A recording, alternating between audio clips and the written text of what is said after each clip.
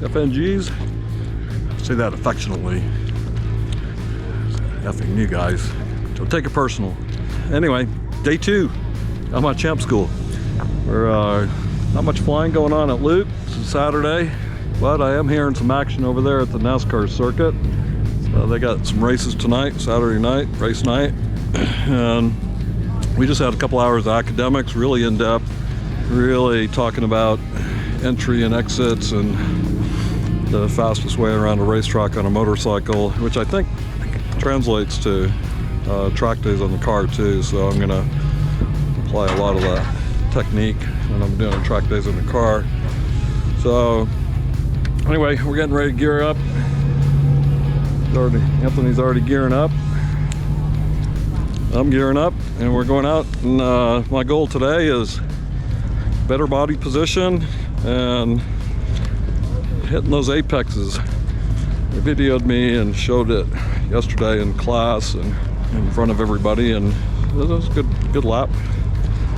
So, but always something to learn. A little special treat at the end of the day. I'm going to get an interview with Ienatsch. Excuse me. It'll be cool. I'm out. Just wide, but do a good job waiting in the middle part of the corner, respecting it, getting the thing fired up. But really, let's put the focus out towards that outside coming, right? Reduce that lean angle even sooner. You can be at wide open throttle earlier and reducing that place of passing opportunities.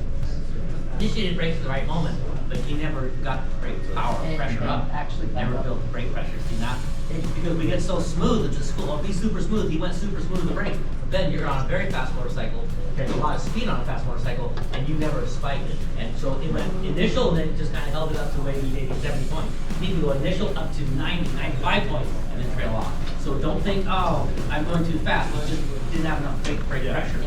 And what's happening here and why we have to start being so precise on these big motorcycles is you start giving up on the availability to straight line braking back here. 26 laps in a row here, plus an instructor lap. I like that. Body ready before the brakes. Come on, very nice. Trail braking in. Instructor makes a little straighter line by coming across that paint. Brakes past the tip in. That is just paid for your school fee. Honestly, brakes past the tip in. He's got his butt off, got his knee over. Nice apex. The camera bike's a little bit closer, just giving himself more room. Pete runs a little bit wide. There's the brakes going on. Beautiful job, Pete. Really nice.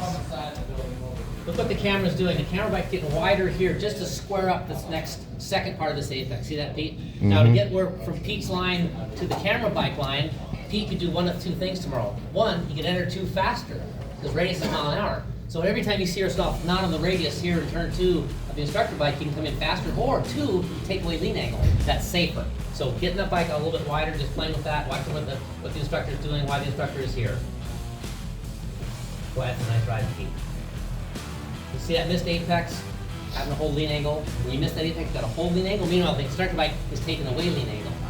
Riders understand by the time the instructor bike gets here, the instructor bike will be very close to full throttle.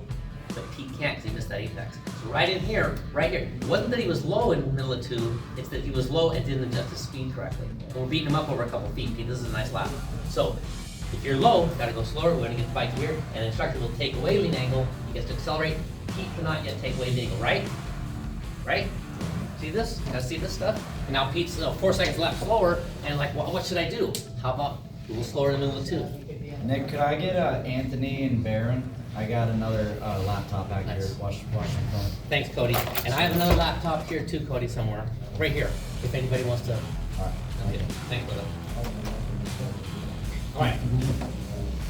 Boy, I love this brake light. Good job across the seat. Again, just a little bit wide there. But boy, that's a nice job.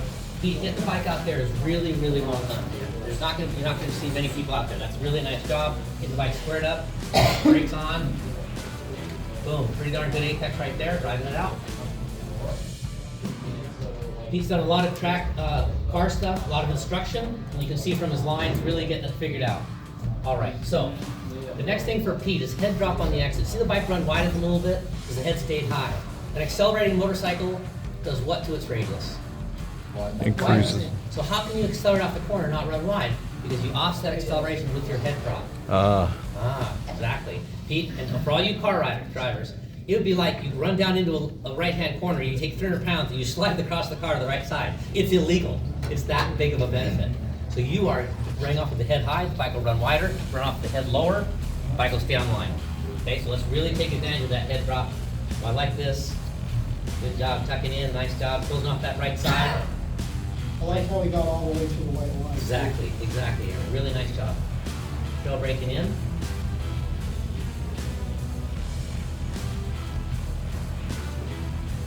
So you kind of back wider going in there. Again, just leave that head in static. Let the bike run a little bit wider than you want it to. That was great. He's really, really good. Okay, initial throttle too hard. Initial throttle wasn't too early. That's really important to understand. His initial throttle wasn't too early. He picked it up at the right moment, possibly, but way too hard. He maybe picked up 6 points when all he really had to do was 2.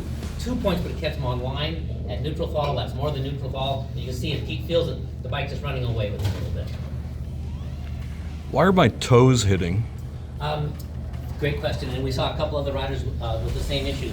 What we'd like to do is we'd like to have the foot peg and our foot up like that. We go ahead and move the shifter, click, get your foot up. If you have 2 downshifts in a row, it can be click, click, and then reset your foot. If you can't get your foot reset there, like Grand Prix can't, it's just too rushed, they'll put their foot up in here, there. So right now, Pete, you've got the foot peg in the middle of your foot, and that was your toe track. Also, Pete's gonna try to do squats on his heels as opposed to up on his toes. Think about a catcher behind home plate, good way to think about it. And if anybody wants help with body, including feet, I'm happy to show you how to do it. Well, okay, let's see what else we got. Nice, that's a beautiful apex, Pete. That's an apex. Really nice. Oh, that's nice. Body ready. You know what I'm saying? Look at that brake light. That's Dude, awesome. dude. So nice. He's got direction. You can use it a little bit up. And Pete, you think about putting you put your inside tires on that curve. Fair to say? In a car, that's what your knee is. Think about knee over the curve. But we're beating you up over 4 or 5 feet. So it's really nice. Make this a straighter line. Everybody see that straighter line? Now, I just want everybody to see this because if you talk to Matt Mladen, 6-time Superbike champion, multi-millionaire from racing bikes in America, he said when you understand the sport, it's all about straight line in the sport. So where you get into a 180, coming up this corner, but the corners, where you get in is no big deal. It's where my fingers touch 3/4 way through. So we've decided to maximize the right-hander, Pete, and run it low in the left, get it slowed. You're taking time, you're sacrificing your right-hander to open up a corner that doesn't go. The corner doesn't go anywhere. It doesn't go off here, does it? It funnels right into where my fingers touch. So we're gonna run the line the camera bike runs because we're faster through the faster corner. Free speed, Pete. I love it. Right there, take away lean angle. He holds it. He's driving down for just a moment. The camera bike runs it in there on the brakes. So the second hairpin, Pete's a little bit rushed with the initial throttle. Fair to say? Just realizing that. We know it's your worst lap. Honestly, it's your worst lap you ever ran your whole life. We understand that. But understand that right in here, where my fingers touch, Pete was going faster than the camera bike. Faster than the camera bike. And now Pete's got a hold lean angle. Could he be at full throttle at this point, safely? No, it'd be pretty tough. It'd be pretty tough with it. I mean, you could get away with it, but as the tire wears, tire's cold, just keep adding the drama. Camera bike, by the time a camera bike gets next to Pete, he will be 10, which is wide open throttle. So you see it all come back to him. So Pete just a little more patient, disciplined mid-corner. Again, inside knee over that curving.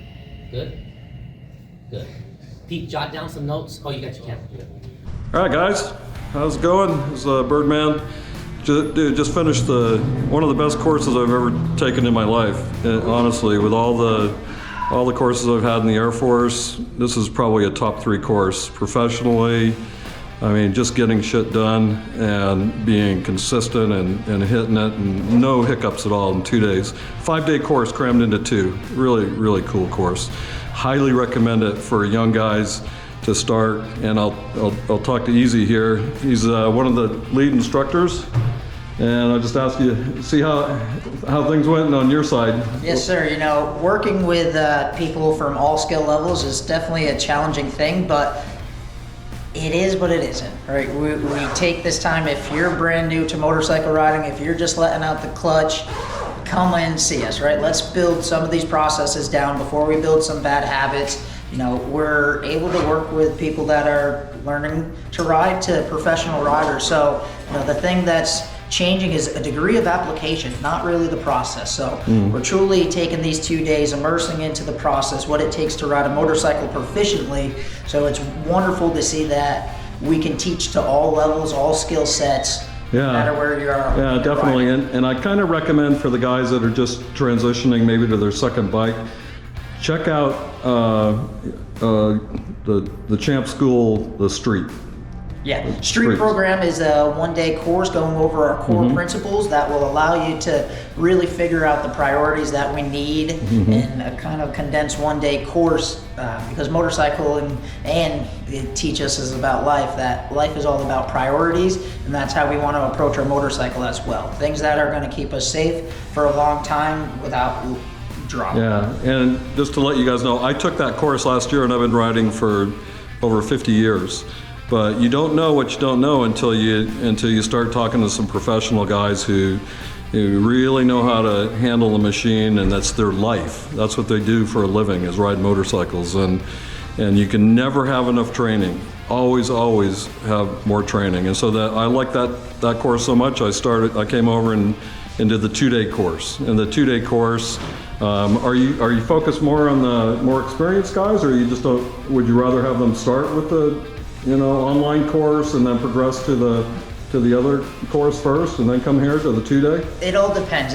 Depends on your learning ability, but really it is the idea that if you're new, come to us. We're actually working with licensing or states licensing motorcyclists to get them to use the brakes in this safe manner. It's we're trying to change the system.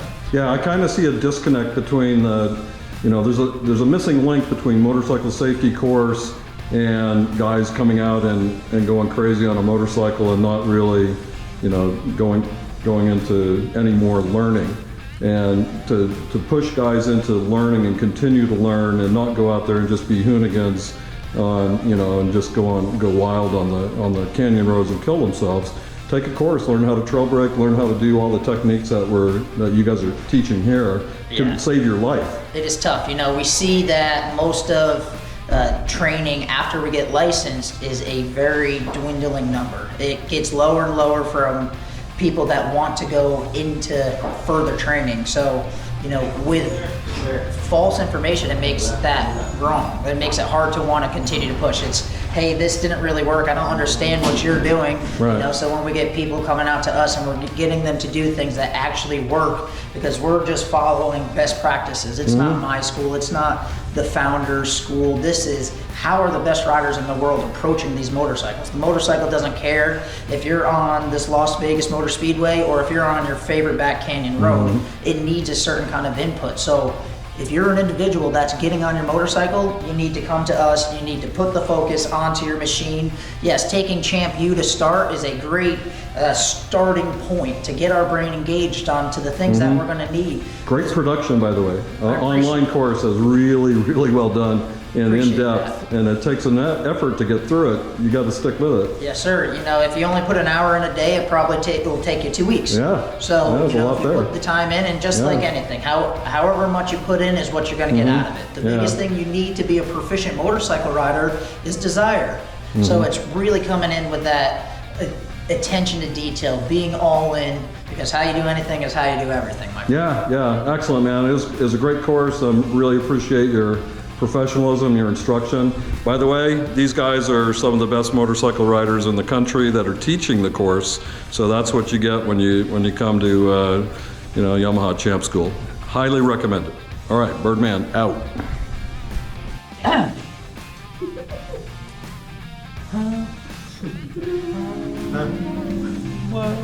If you're nervous while you're riding, use your brakes. If you're nervous while you're hauling, Use your brakes. Cody Wyman, if you're nervous while you're going, Then your brake light best be showing. all together, if you're nervous while you're riding, Use your brakes. go. You don't want to go. There you go. Yeah. All right, guys. Birdman here. Just finished the 2-day school.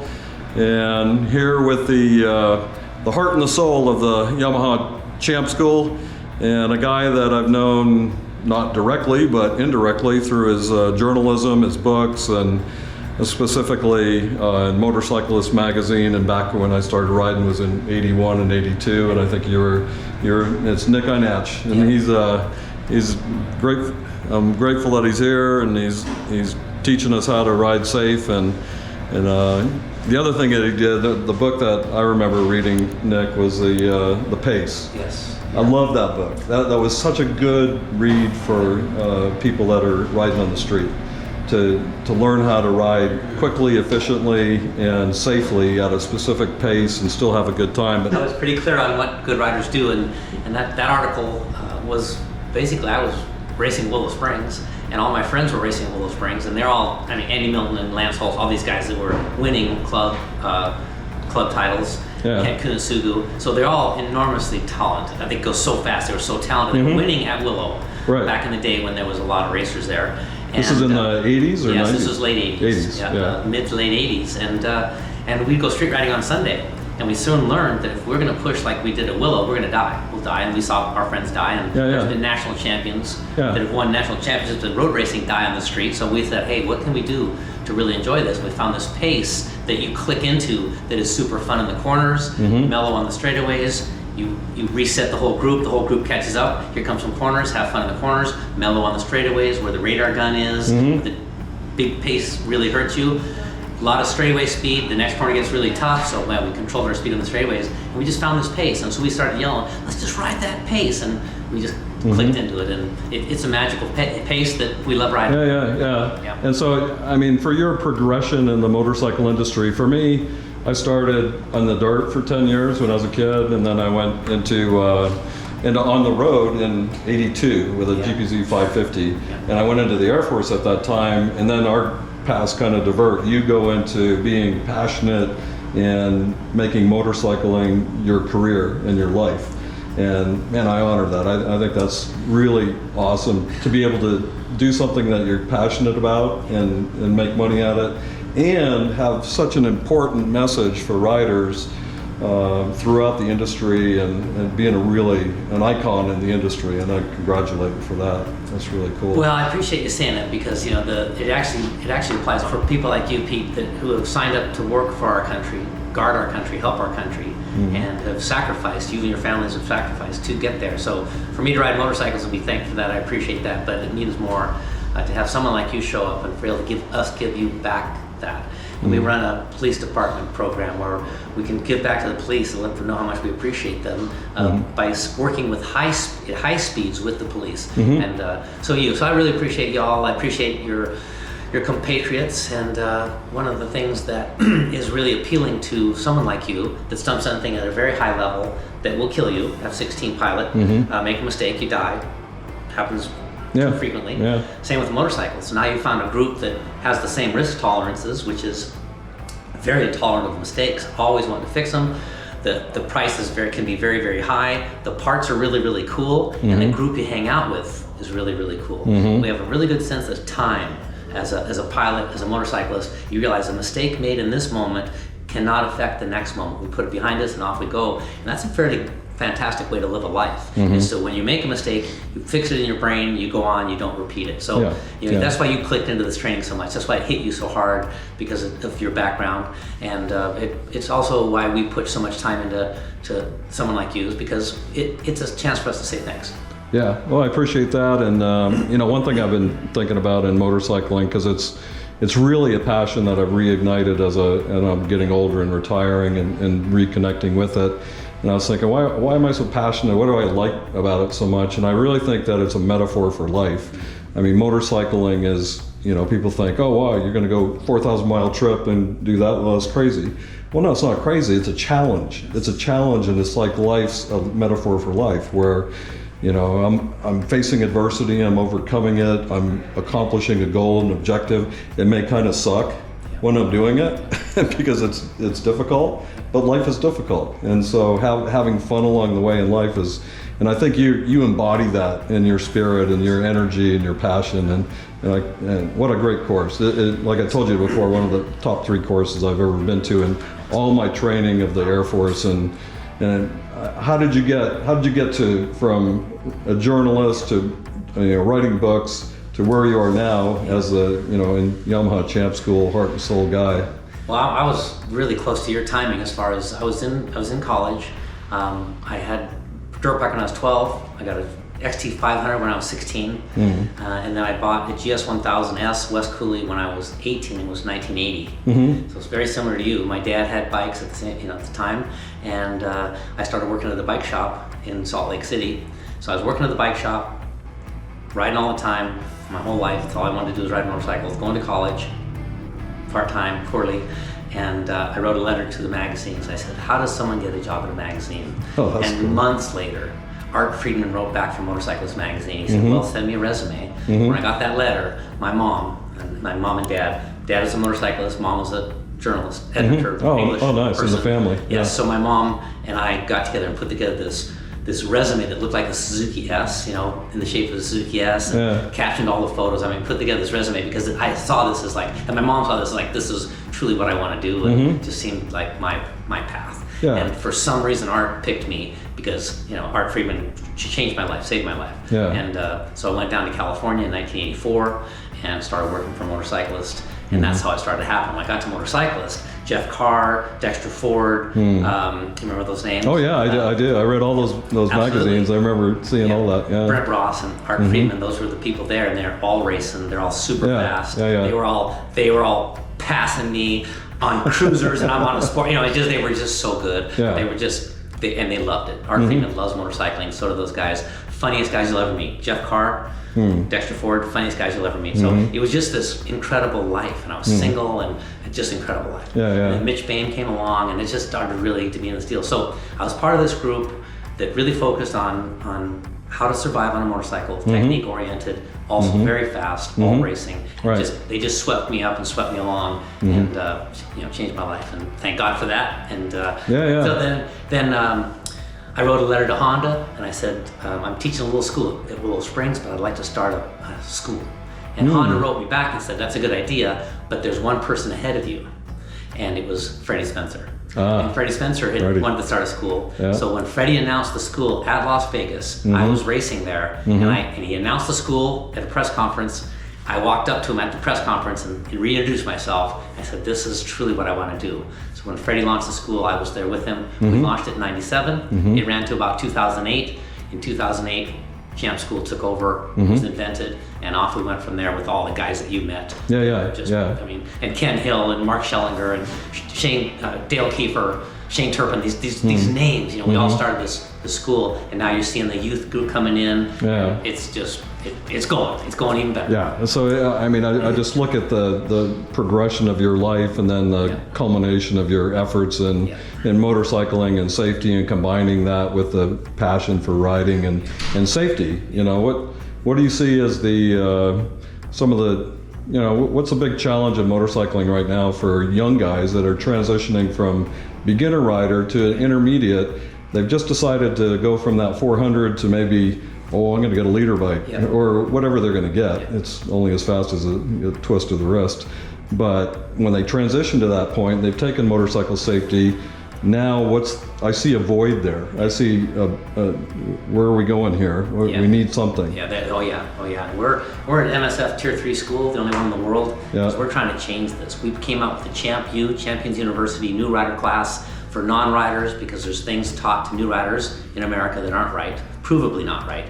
And we're trying to change that. And from the inside, we're not throwing stones, but we're just saying. And I will tell riders out there, low hours riders, there's a whole different way to ride a motorcycle than what you've learned. And it all involves blending brake pressure and lean angle, blending throttle and lean angle. It all involves putting those things together. And we basically say a tire has 100% of grip, divisible between in the front brakes and lean angle, in the rear, certainly rear brake and lean angle, but throttle and lean angle in the rear tire. And we just base the whole school around that. That's how we start the school. And there's a whole new world out there. So anybody who is struggling to stay in your lane, struggling to have fun, maybe you have a bike but it's parked in the garage because you are uncomfortable braking, you're scared of it, this is where you gotta come. You gotta buy Champ U for $100. You can get the core curriculum. Come to the school if you can afford it. Great curriculum too. It's Really killer. a top-notch product. Thank you. It's like in 113 It's amazing countries. how well that's Thank done. you very much. Yeah. It's one of those things that just came out correctly, you know? Yeah, yeah. Sometimes it works Really and that good. did. Yeah. And I'll tell you, folks there, if you don't love riding,